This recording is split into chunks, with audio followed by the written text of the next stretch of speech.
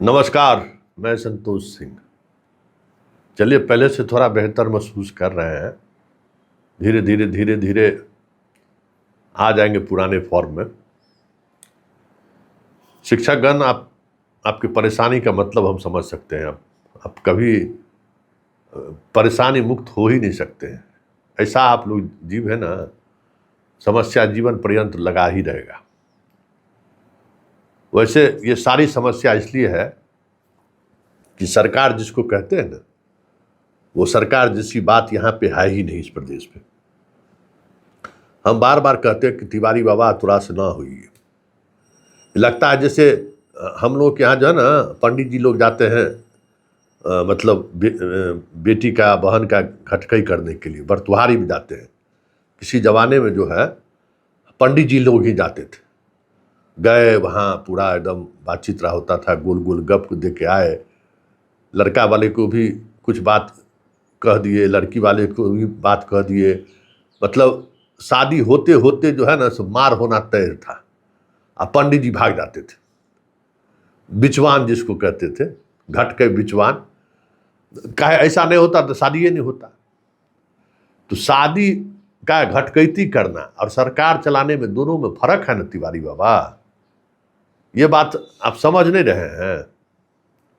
आप बिहार सरकार के शिक्षा मंत्री हैं ना जी, कि पंडित हैं कि घटके करने के लिए निकले हैं किसी के बेटी या बहन का, कि मास्टरों खुश, अभिभावकों खुश, आप पत्रकारों खुश। ऐसे थोड़े हुआ है। आपको खुश करने वाली बात थोड़ी करना है, आपको एक्शन में आना है।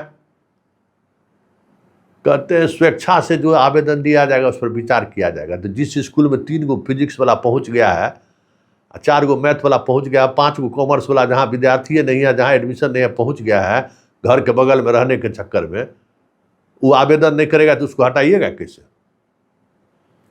हैं? कहते हैं रेशनलाइजेशन भी हम लागू करेंगे। करिएगा क्या? है कि तिवारी बाबा की बेटी का घटकई करने के लिए आपको नहीं भेजा है बिहार की जनता। आपको शिक्षा मंत्री आप बने हैं, आप बहुत ही लोकप्रिय नेता हैं, स्पोर्ट्समैन हैं, और स्पोर्ट्समैन का जो स्पीड होता है ना, वो दिखना चाहिए। काहे ले डरते हैं मास्टर सबसे, बताइए तो? काहे ले डरते हैं? जितना सिद्धार्थ बिहार को शिक्षा को बर्बाद किया है, सबसे पहले तो उसको ठीक कीजिए ना।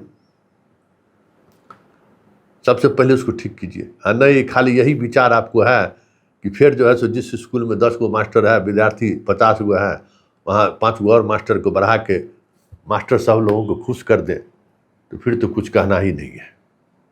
तो इसके लिए इतना गप देने की क्या जरूरत था? इतना शंकराचार्य और बागेश्वर बाबा और कर्नाटक में जो गए थे, वहाँ घूमने की क्या जरूरत है? कर दीजिए जो करना है। कोई पूछने वाला है? कोई नहीं पूछेगा। लेकिन गप मत दीजिए। गप दीजिएगा तो सवाल होगा। और सवाल यही है कि आपने जो कल अधिसूचना जारी की है तबादला का, उसमें किस पर विचार होगा? जो आवेदन करेगा उसी पर ना, और जो आवेदन नहीं करेगा उस पर। और आवेदन कौन करेगा? कौन करेगा आवेदन? आवेदन करने वाला तो 3 बार ट्रांसफर हो चुका है, जितना आवेदन वाला का था। अब कितना लोग आवेदन कर रहे हैं? मुझे से नया वाला में जो है सो TRE-3 वाला होगा आवेदन करने वाला। तो TRE-3 वाला का करके फिर वही भेज दीजिए जिस स्कूल में जाना चाहता है। और बाकी जगह, और जो बेचारा 10 बरस 15 बरस से है विशिष्ट वाला, जो चाहता है उसको तो आप करिएगा नहीं, कि उसका मौके नहीं आएगा। जिसके लिए तबादले को लेकर हंगामा शुरू हुआ, बेचारा इस बार भी पिछड़ जा रहा है। लेकिन एक बात तिवारी बाबा, साफ साफ, चुड़चुड़ और मुड़मुड़ दोनों नहीं चलेगा। सरकार चलाने आए हैं कि खुश करने आए हैं?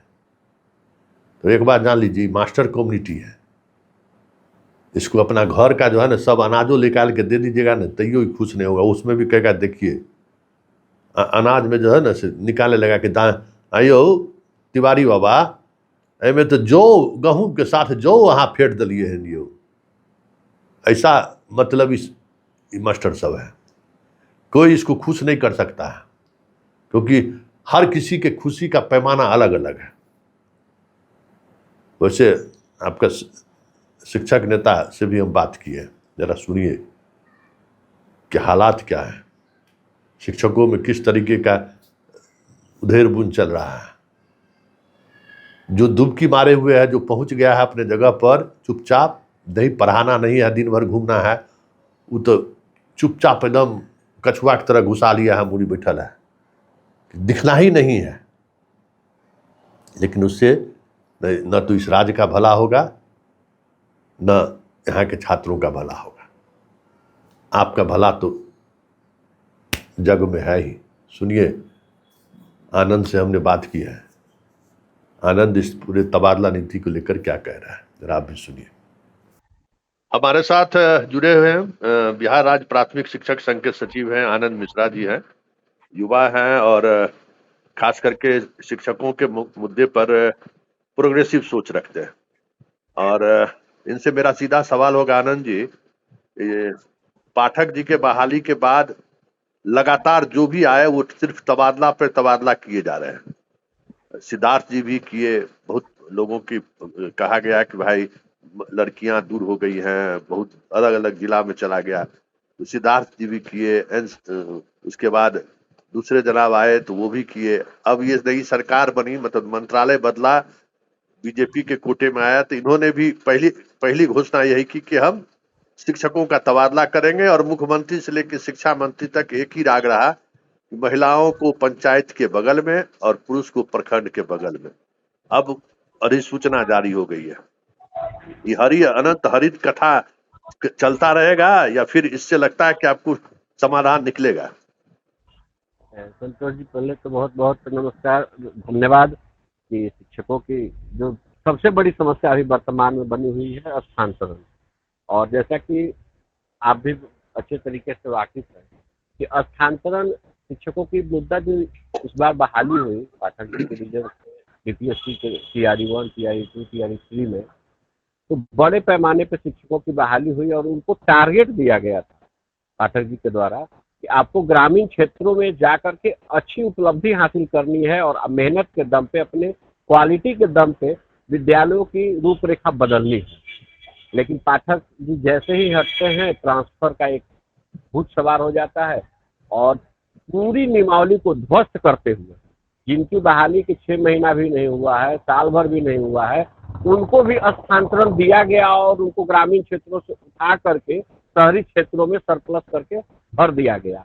और मुझे जहाँ तक याद है कि आप भी उस समय इस बात को उठाते थे कि ये जो ट्रांसफर पॉलिसी है, इसका घनघोर उल्लंघन हो रहा है। लेकिन सरकार के कुछ आला अधिकारी और कुछ नेता लोग मिल करके जो एक हवा और माहौल बना दिए कि यह स्थानांतरण बहुत आवश्यक है। लेकिन जो 20 वर्षों से शिक्षक, नियोजित शिक्षकों के रूप में काम कर रहे थे, वो स्थानांतरण के ज्यादा इच्छुक थे। उनके लिए कोई नियमावली थी नहीं, क्योंकि वो नियोजित थे। तब उनका एग्जामिनेशन हुआ सक्षमता का, और उसके बाद स्थानांतरण के स्वरूप बना, क्योंकि वो जिला कैडर के बने। उसके बाद स्थानांतरण उनके नाम पे लाया गया, लेकिन ज्यादा रूप से देखा जाए तो स्थानांतरण उनको न दे करके जो बीपीएससी से शिक्षक बहाल हुए उनको दिया गया। ये कोई बुरी बात नहीं है, मिलना चाहिए, सबको अधिकार है अपने घर के आसपास सुविधा के अनुसार नौकरी करनी चाहिए। लेकिन देखना तो जरूर पड़ेगा ना कि जो 10 सालों से दूर दराज में पड़ा हुआ है, 20 सालों से दूर दराज में जो लड़कियां अपने मायके में बहाल हुई, ससुराल में बस नहीं पा रही थी, उनके लिए ज्यादा इम्पोर्टेंट था स्थानांतरण। जो 10 साल से सेवा दे रहे थे, 5 साल से सेवा दे रहे थे, उनके लिए। लेकिन जो 6 महीना भी ग्रामीण क्षेत्रों में जिनको टास्क दे करके भेजा गया था बहाली से पूर्व, या उनके जिस दिन योगदान पत्र गांधी मैदान में बांटा जा रहा था, उस दिन तालियां बजती थी कि हम ग्रामीण क्षेत्रों के विद्यालय को बदल देंगे। अचानक से पाठक साहब के जाते ही ऐसा कौन सा शिगुफा छोड़ा गया और क्या क्या हुआ, किसी से छिपा हुआ नहीं। वो जो स्थानांतरण नीति आई, प्रशासनिक दृष्टिकोण से भी लोगों का स्थानांतरण लोकसभा के चुनाव में भी किया गया। बहुत भी अजीबोगरीब स्थिति हुई। नई सरकार आई, इनसे एक अपेक्षा जगी, लेकिन जब भी हम लोगों की माननीय मंत्री जी से बात हुई या मुख्यमंत्री जी से बात हुई, तो सारा काम को सिफर करते हुए एक टास्क उन्होंने रखा कि हम सबको स्थानांतरित कर देंगे। हम लोगों ने फिर कहा कि सबको स्थानांतरण की आवश्यकता नहीं है, जो स्थानांतरण चाहते हैं उनको आप लीजिए ना। तो ऐच्छिक स्थानांतरण पे बात आई और उसके बाद मामला फंस रहा है, क्योंकि सरप्लस शिक्षक शहरी क्षेत्रों में हो चुके हैं और बहाली भी सरप्लस हो गई है। तो ऐसी स्थिति में शिक्षकों को आप कहाँ एडजस्ट कर दीजिएगा। तो रेशनलाइजेशन की बात आई कि हम सबको हटा देंगे, जो पूर्व से जमे हुए हैं उनको हटाने की बात आ रही है। लेकिन नियमावली तो ये कहता है कि जो बाद में आते हैं वो अतिरिक्त सीट मानी जाती है। पूर्व में भी ऐसी बातें आती रही है। तो जो खाली सीटों पे जो रिक्त पद पे बहाल हुए हैं उनको आप हटाने की बात कीजिएगा तो फिर तो मामला न्यायालय में। आनंद जी, इस ये जो कल निकला है पत्रा चुनाव आयोग का अधिसूचना टाइप का, फलाना दावा आपत्ति क्या क्या, उसमें तो कहीं नहीं लिखा हुआ है इसमें कि भाई सबका इसमें तो आप दीजिएगा तो आप पर विचार होगा। देगा कौन भाई? जो ऑलरेडी मान लीजिए आपके स्कूल में 4 गो केमिस्ट्री टीचर आ गया है, साइंस का टीचर आ गया, वो क्यों आवेदन, सुविधा के अनुसार आ गया, वो क्यों आवेदन देगा कि हमको बाहर कर दीजिए? जब तक आवेदन नहीं देगा स्वेच्छा से तब तक आप विचार नहीं कीजिएगा। तो ये जो अराजकता वाली स्थिति है कि गांव का गांव स्कूल खाली हो गया और ऐसे स्कूल में 30 शिक्षक है जहाँ 30 स्टूडेंट नहीं है, तो वो तो फिर अपने जगह पर उसी तरीके से बनी रह जाएगी। सिस्टम को सुधारना है तो सरकार को इसे विचार करने की आवश्यकता होगी कि आखिर हम फंस कहाँ रहे हैं। हमारे यहाँ सरप्लस शिक्षक जो आ चुके हैं उसको कैसे एडजस्ट करेंगे। तो ये तो एक नीति निर्धारण तो करना पड़ेगा ना कहीं तो एक प्रशासन का जो जिम्मेवारी होता है कि कठोर कदम भी उठाना पड़ता है।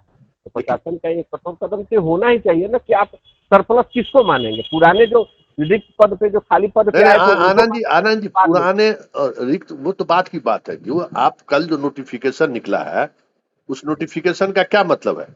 स्वैच्छिक तबादला चाहेंगे उसी का आप तबादला कीजिएगा ना, सबका तो कीजिएगा नहीं। अरे होने वाला है नहीं, क्यों करेगा। सही बात है।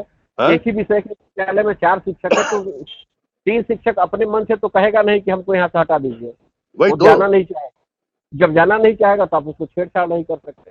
तो विभाग को चिंतन मनन करने की आवश्यकता है। अकस्मात हठात फैसले लेने की जो रणनीति रही है शुरू से 2006 से जो शिक्षा विभाग में प्रयोगात्मक प्रयोग जो शुरू हुआ वो 2006 से ही गड़बड़ियां शुरू हुई है और प्रयोगशाला बना करके विद्यालयों को रख दिया गया है।